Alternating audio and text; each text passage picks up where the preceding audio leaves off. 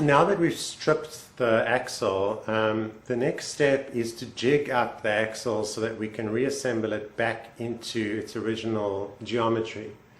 Now, most other videos have not discussed this aspect, and it's actually quite tricky and quite a big part of the project. You don't want to take your axle apart and not know exactly what the geometry is that it was when it was in its original state, because when you put it back together you obviously want all the brackets to line up exactly to something around 1/64th of an inch or half a millimeter or something like that.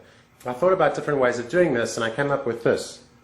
This is a 1 inch diameter square tube, and the holes are spaced 1 inch, and by some amazing coincidence these intake manifold bolts, which are a 1/2 inch head, fit perfectly in here.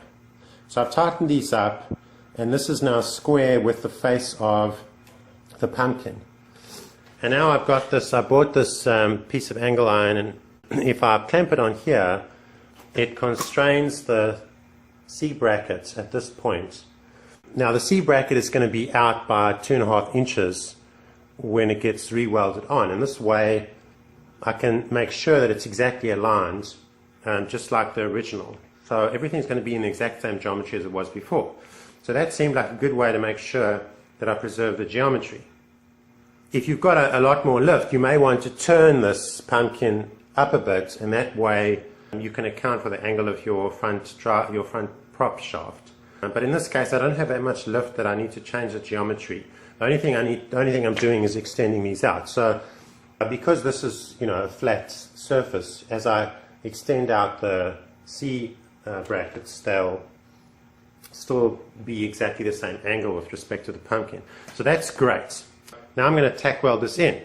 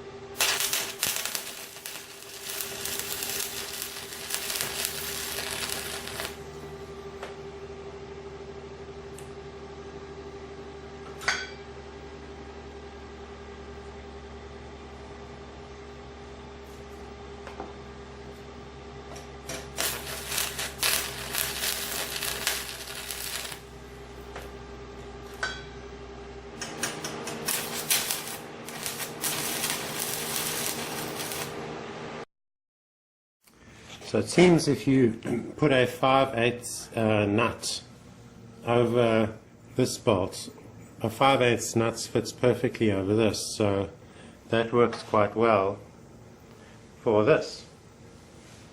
So there you see what I've done. Put a bolt through there, and that should keep the brackets lined up when I weld the new brackets in.